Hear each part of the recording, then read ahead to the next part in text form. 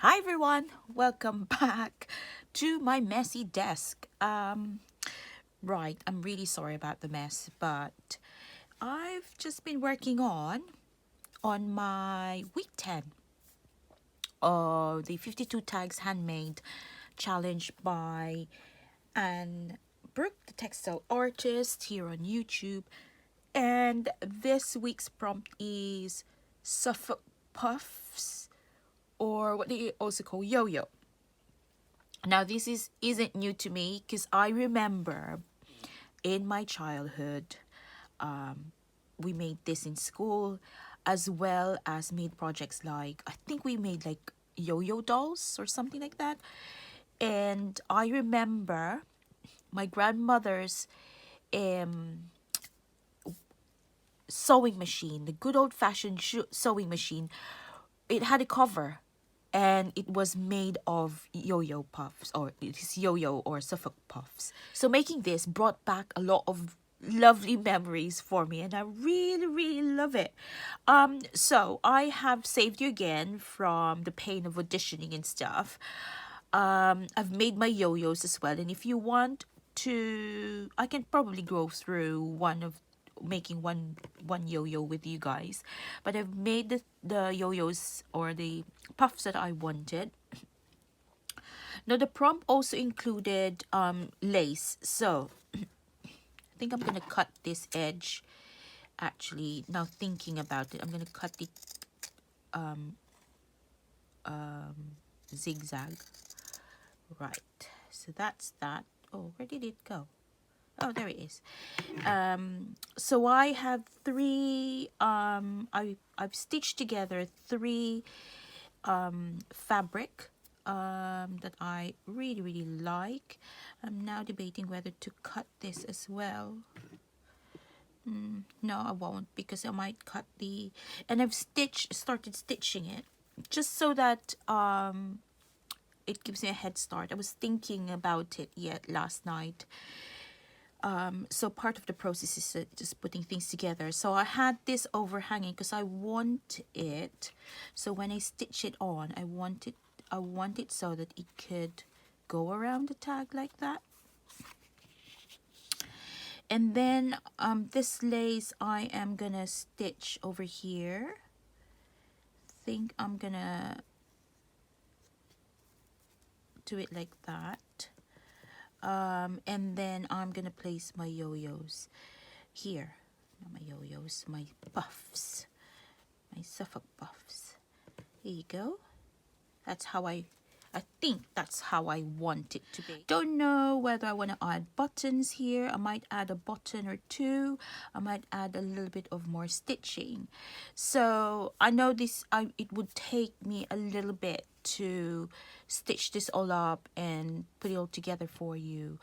I'm now feeling that, do you know what? I'm now kind of like, I don't know, I'm just so indecisive. I'm now feeling that, I don't know, I might do that. I feel like my fabric is short. I might add a little bit more in here. I'm not sure. I have this, I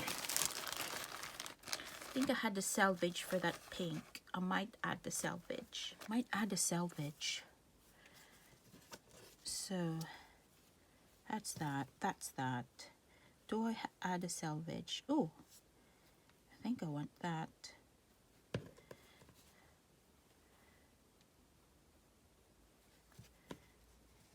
I want it to kind of like, whoops. Or do I want it to wrap down? Do you know what I mean? I'm so indecisive. Or do I do that? No. Want it under. Want the selvage. So I might stitch that in place, in situ. It's like being at work, isn't it? I'm gonna pull that down.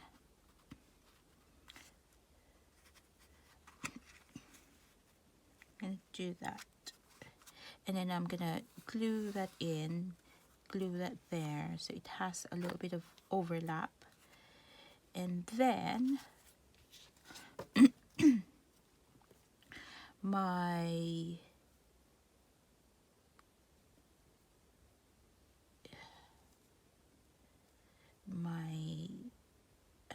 lace could either go there or there, that way, like overlap it there, and I'll do another stitch in there. Okay, so that's it. I'll come back to you because I know it will take me a while to stitch it all up. My fingers, or my right hand isn't really great at the moment, and I'm right-handed. It's my cubital tunnel. So I will come back to you once I've stitched this all up, and we'll go through it with you guys. See you in a mo. Okay, so hello. I've finished my little tag, my little piece. This is what I came up with. So things have changed. I tend to change my mind halfway through the procedure, or the putting together bit. I've just realized if I have put the lace in there, I won't get to show some of my puffs and my little stitches. So what I've done is just stuck a little lace at the back just so that it sticks out on the side, and also had this little piece of, like, I cut this off from a lace, like a lace trim, and I've just backed it up just to extra accent. I've also done some Y stitches, or fly stitches, not Y stitches, fly stitches, and some French knots. I've done some crosses, or not crosses, what, cross stitches or kisses, and I've done some running stitch. I've done some little line stitch there. I think I'm really pleased with it. I'm quite happy with what I've done, and I hope that inspires you to do your own little bit of kind of like slow little piece showcasing your yo-yos or your Suffolk puffs. Now I forgot to go through the making of the Suffolk puffs. Bleh. Suffolk puffs. So I've always cheated, like with my little circle cutouts. I always use my die cutting machine, or die cutter, and this is around 4 inches in diameter. So Anne Brooke will show it better. I'm no pro in this, but she said to fold it in like you have to have like a little whatchamacallit,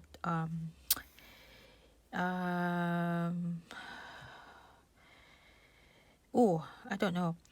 You just have to fold it in. I can't remember what it is. What the term is, but fold it in. Like I have done this, so I've probably like a quarter or half a centimeter in.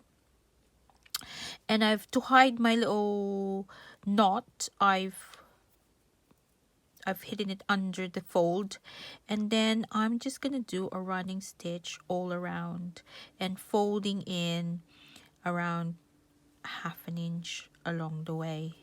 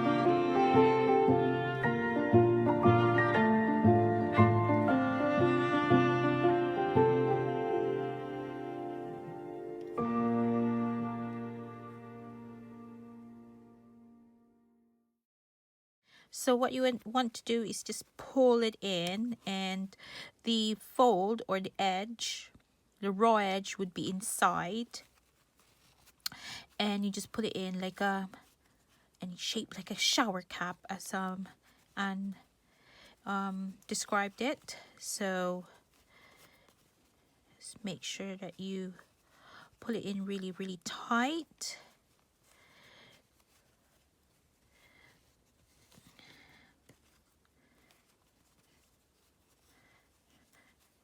Just be careful of breaking your, not to break your, oh, not to break your, whatchamacallit, thread, she says. Okay. You probably will notice that you won't necessarily close the, like, the opening quite tightly, because obviously, you know, as tight as you can do. And I tend to kind of like, I don't know whether this is the right thing to do, but I just tend to kind of like come out again and just pull it, just so that it's not like, doesn't look, yeah, so that's a little bit, doesn't look odd. So that's a little bit tight now, and the hole is there, and I just tend to go back in and put my knot inside rather than outside, so it's neater. That's just me.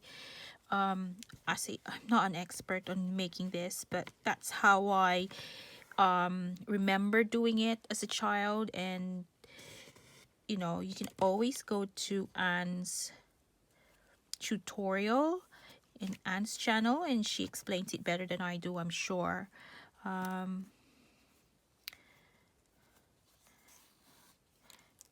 Yeah, there you go. I just tend to go sit.